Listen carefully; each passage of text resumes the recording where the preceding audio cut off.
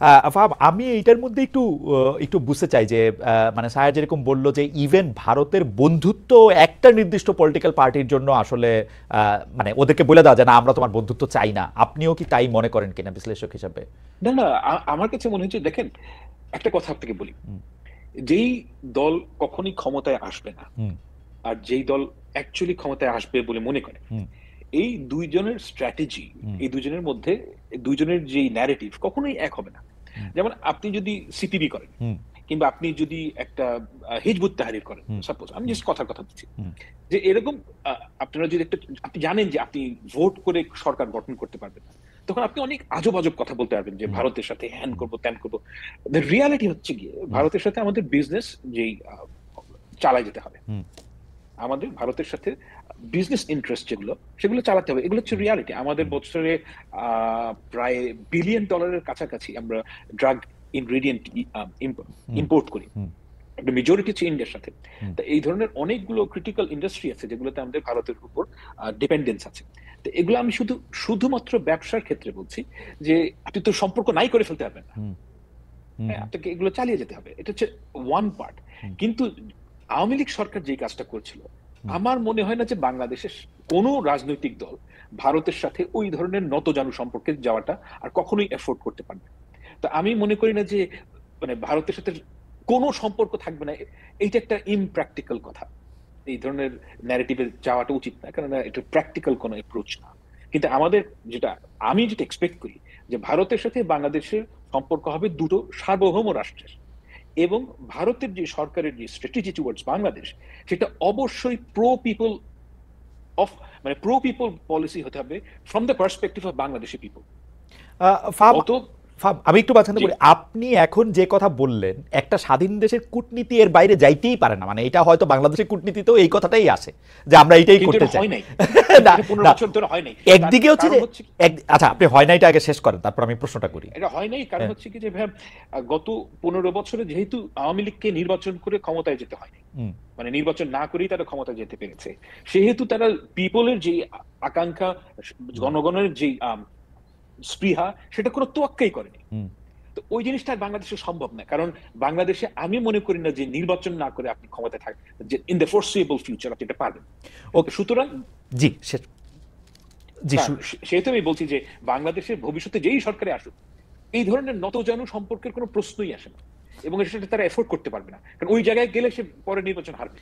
আচ্ছা আমি এখন দুই তিনটা কথা এরকম একটু বলতে চাই যে আপনি নতজানু সম্পর্কের কথা বলতেছেন, আসলে তো কেউ আসলে ঘোষণা দিয়ে নতজানু সম্পর্কের কথা বলতেও পারবে না, হয়তো বই খাতায় আপনি যেগুলি বলতেছিলেন সেগুলি হয়তো আছে কাদের গরু, কিন্তু আমরা এর উল্টা দিকে যদি দেখি যে বাংলাদেশে একটা পপুলিস্ট রাজনীতির দিক হচ্ছে ভারতকে গালি দেয়া, সেটা আপনি জনপ্রিয় হইতে গেলে আপনি ভারতকে একটা গালি দিতে হবে, ভারতকে আপনার যেটা আপনি শুরু করছেন যে অনেক কিছু শেষ করে দিতে হবে সেটা বলা। বিএনপির অবস্থানটা আসলে কি হবে? কেন আমি প্রশ্ন করতেছি, বিএনপি রাজনীতি তো এই 15 বছর বাদ দিলে আমি কিন্তু ভারতের গালাগালি বা ভারতকে ইঙ্গিত করে কথা বলা সেগুলি দুই একটা এরকম ছিল না যে তারা ছিল, কিন্তু আমরা যখন ক্ষমতায় বিএনপি গেছে 2001 থেকে 2006 যদি আমরা ধরি, সে ভারতের কাছে গ্যাস বিক্রি করে দিতে চাইছে, সে টাটার কারখানা এখানে আইনা কম দামে বিদ্যুৎ দিতে চাইছে, ভারতের সাথে সম্পর্ক উন্নয়নের জন্য এক্সট্রা মাইল গেছে, কেউ কেউ বলতে চায় যে তাইওয়ানকে স্বীকৃতি দিচ্ছে ভারতকে খুশি করার জন্য, চীনকে ওই অখুশি করার জন্য। রিয়ালিটি আর নাই, হ্যাঁ ওই রিয়ালিটি আর নাই, সেই রিয়ালিটি এখন আর নাই।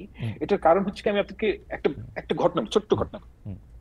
2024-এর নির্বাচনের আগে আমাকে বাংলাদেশের একজন সেনা কর্মকর্তা, আমি এখানে নাম বলছি না, তো উনি আমাকে বললেন যে উনি যোগাযোগ ছিল প্রফেশনাল কারণে, এবং আমি আপনাকে শুধু এতটুকুই বলছি যে ওনার যে প্রফেশনাল কারণে ভারতের সাথে যোগাযোগ ছিল এটা লিজিট, এটা ওনার প্রফেশনাল ক্যাপাসিটি হওয়ার কথা।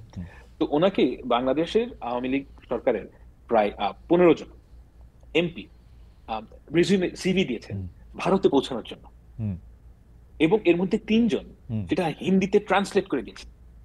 সিরিয়াসলি? তো বুঝতেই পারছি অ্যাবসলিউটলি একেবারে হিন্দিতে এখান থেকে ট্রান্সলেট করে দিয়েছে যাতে ওখানে পৌঁছলে পড়তে সুবিধা হয়। এখন আমি আসলেই মনে করি না যে বিএনপি, ধরা যাক যদি বিএনপির, আমি বিএনপির কিছু নেতাদের সাথে কথা বলেছি, আমার কাছে কখনোই মনে হয় না যে তারা প্রো ইন্ডিয়ান, ওকে, তারা পরিপূর্ণভাবে প্রো বাংলাদেশি। কিন্তু তার মানে এই না যে আপনি ভেঙে ফেলবো, মানে মানে আপনাকে রিয়েলিস্টিক হতে হবে। তো আচ্ছা কথাটা যখন উঠলোই আমার কাছে কিন্তু সবসময় মানে আমি এইটা আওয়ামী লীগের সময়ও আওয়ামী লীগের লোকজনরে, বিএনপির লোকজনরে সবসময় আমি এটা বলছি যে যে ভারত হয়তো আওয়ামী লীগের সাপোর্ট করে, কিন্তু ভারতের এই জুজুর ভয়টা বোধ হয় আওয়ামী লীগে বেশি দেখায়। এটাকে একটা জুজু করে ওরা হয়তো এটা দেখায়। তাইলে এটা সত্যি মানে ভারতে সিভি পাঠাইতে হইতো হিন্দিতে ট্রান্সলেশন কইরা? আহ, আচ্ছা, পাঠাতে হতো কিনা এটা আমি জানি না, কিন্তু পাঠানো হয়েছে। হ্যাঁ, আচ্ছা, মানে তাহলে আমি একটা জিনিস বলি যে আপনার কাছে কি মনে হয় এই জুলাই আগস্টের আন্দোলনের সময় ভারত তার ওই যে ব্লেসিং, সেই ব্লেসিং এর হাতটা একটু সরাই নিছিল শেখ হাসিনার উপর থেকে? না না না, না? আমি আগেও বলেছি যে হ্যাঁ। লাইভ টিভিতে একটা বাজে শব্দ করে হুম, বলে ফেলেছি। হুম, তো যাই হোক, হুম, আই আপনার হুম, অনুমতি নেই বলছি, ফ্রম র ইট ওয়াজ a cluster fuck, hmm. As simple as that. আচ্ছা। তাদের ইন্টেলিজেন্স 100% ফেল করছে। হুম, এটার কারণ হচ্ছে কি, দে টুক ইট ভেরি ইজিলি। দে টুক ইট, মানে আমরা কিন্তু আমি একা না, আর আমরা অনেকে হুম, ভারতীয় পত্র পত্রিকায় লিখেছি হুম, যে এই ঘটনাটা ঘটতে পারে। হুম, আমি নিজে লিখেছি, হুম, অনেক লিখেছে, এরকম আরো অনেকে লিখেছে হুম, যে বাংলাদেশে, এবং এখন থেকে না, বহু বছর ধরে, যে বাংলাদেশে ব্যাপকভাবে অ্যান্টি ইন্ডিয়ান সেন্টিমেন্ট তৈরি হয়েছে। হুম, এবং এই অ্যান্টি ইন্ডিয়ান সেন্টিমেন্ট তৈরির মূল কারণ হচ্ছে গিয়ে ভারত একটা অবৈধ ফ্যাসিস্ট রেজিমকে ব্লাইন্ডলি সাপোর্ট করছে। এবং এই কথা ইন্ডিয়ানরা তো শোনেই নেই। হুম। এবং সেই সাথে তাদের যে ইন্টেলিজেন্স, এটা কোনো আমি মনে করি না খুব একটা এফিশিয়েন্ট। ওকে। এটা আমি একটা কারণও আছে যে আমি বিভিন্ন সময় তাদের টক শোতে যারা তাদের বাংলাদেশ হুম, এক্সপার্ট, হুম, হুম, তাদের কথা শুনি, হুম, I you will not believe যে হুম। তারা আচ্ছা। কোন লেভেলের ইগনোরেন্ট। ওকে। তো তারা বাংলাদেশ সম্বন্ধে খুব ভালো জানেনও না, তাদের ইন্টেলিজেন্স কমপ্লিটলি ফেল করেছে। এবং আমি মনে করি না যে ভারত আওয়ামী লীগের উপর থেকে হাত উঠিয়ে নিচ্ছে। এটা কমপ্লিটলি হোম গ্রোন না, আন্দোলন, এবং এই অভ্যুত্থানের কারণে তারা পরাস্ত হয়েছে। সায়ের ফিরে আসছে। আমি শুধু এই প্রশ্নটা করে রাখি, এটা সায়েরেও আসলে একটু আমি জানতে চাইবো যে মানে ধরেন আমরা থিওরিতে ফেলি, মানে আসলে ইদানিং হয়েছে কি এমন সব কমেন্ট আসে এবং কাইটা কুইটা এমন কি প্রশ্নের যে কি। কিন্তু আমি প্রশ্নটা এরকম করতে চাই যে যদি আমি ধইরা নেই যে আপনি যে শব্দটা বিউটিফুল শব্দটা ব্যবহার করে বললেন জুলাই আগস্টের যেটা করছে, তো সেইটা কি 15 বছর ধরে কি তারা এটা সফল হইতেছিল? 15 বছর ধরে কি তারা তাগো আয়ত্তে ছিল? আইসা এই পয়েন্টটাই সেটা ব্যর্থ হইলো। স্যার আমরা কথা বলতেছিলাম যে ইন্ডিয়া আসলে শেখ হাসিনার উপর থেকে তার ব্লেসিং এর হাতটা সরাই লইছিল কিনা, যেই কারণে জুলাই আগস্ট, না এটা আপনি একটু পরে করেন, আমি একটু ফাহামরে জিগাইলো এই ঘটনাটা যে ফাহাম আপনার কাছে কি মনে হয় যে আগে সফল ছিল পরে সফল হয় না, এই পয়েন্টটাই হিসাবে ব্যর্থ হয়েছে? এখানে আমি, দেখেন ভাই, আমি আপনাকে একটা, এইখানে কিছু কথা বলা যায়, হুম, ঠিক আছে বলি। হুম, আমি একটু রিস্ক নিয়ে এই কথাটা বলি। হ্যাঁ, রিস্ক নিয়ে কথাটা বলা মানে মানুষের শোনাও দরকার। হুম, সেটা হচ্ছে কি, আমার সাথে একজনের কথা হচ্ছিল যিনি ভারতের, সরি ভারত না, আমি বলছি যে বাংলাদেশের ইন্ডিয়ার সাথে যেই গ্যাস এবং হুম, মানে এনার্জি ডিল, হুম, এটার সাথে যুক্ত ছিলেন। হুম, তো উনি আমাকে একটা খুব ইন্টারেস্টিং পার্সপেক্টিভ দিয়েছেন। বলে আপনারা মনে করেন যে এই সময় কিভাবে ঘটনাটা ঘটতো। এটা এগেইন আমি কিন্তু এটা তার ভার্সনটা বলছি। এটা সত্য কি মিথ্যা জাজ করার ক্ষমতা আমার নাই। আমি শুধু তার ভার্সনটা আপনাকে বলছি, কিন্তু এটার মধ্যে ইনস্ট্রাকশন আছে, এটা ইন্টারেস্টিং। হুম, তার ভার্সন অনুযায়ী যে ভারতীয় যারা কর্মকর্তা ছিলেন, তারা এই ডিলগুলো করতেন কিভাবে, যে বাংলাদেশিরা গিয়ে বাংলাদেশিদের সাথে ডিল করবে, গভর্নমেন্টকে প্রেসার দিবে হুম, থ্রু ইন্ডিয়া। হুম। ওকে। এবং তার ভার্সন অনুযায়ী যে এটার মধ্যে যে যারা এই এখানে উপস্থিত, যারা মানে ভারতীয় কর্মকর্তা অর্থাৎ হাই কমিশন, তারা এটা আদৌ গভর্নমেন্ট ব্যাকড কিনা কেউ জানে না। হুম, তো এখানে একটা সিন্ডিকেট তৈরি হয়েছিল।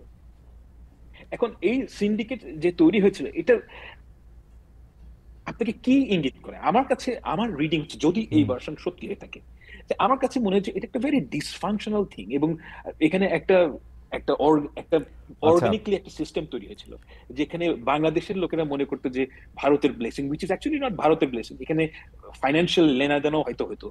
এবং মানে অ্যাবসলিউটলি মানে যেহেতু মানে ও ভারতের লোকজনের ঠেকাটা কি, এটাই আমি আসলে বুঝতে চেষ্টা করতেছিলাম যে মানে মানে ঠেকাটা কি।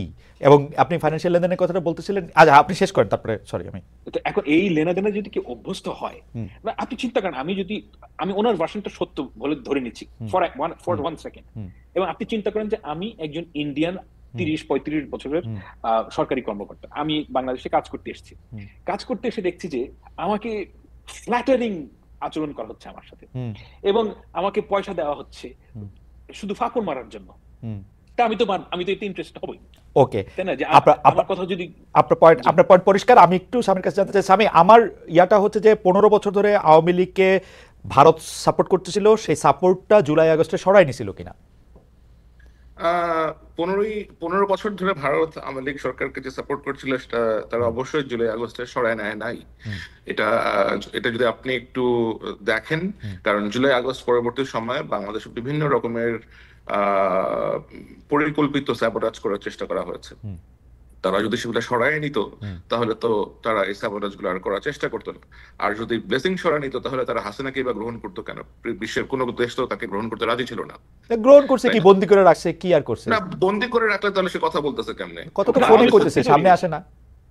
না না, সে সামনে আসে না, তার লজ্জা লাগে নাকি? সে কেন সামনে আসে না সেটা সে বলতে পারবে। এটা একটা ভালো শব্দ বলছেন, যাই হোক। আরেকটা যে তার চেহারা এখন সে দেখাবে না, যে বিকজ তার কয়েকদিন আগে তো সে বলছিল হাসিনা পলায় না, হাসিনা যায় না, কয়েকদিন পরে তো নিজেই বাকস হয়ে গেছে। আচ্ছা, ঠিক আছে।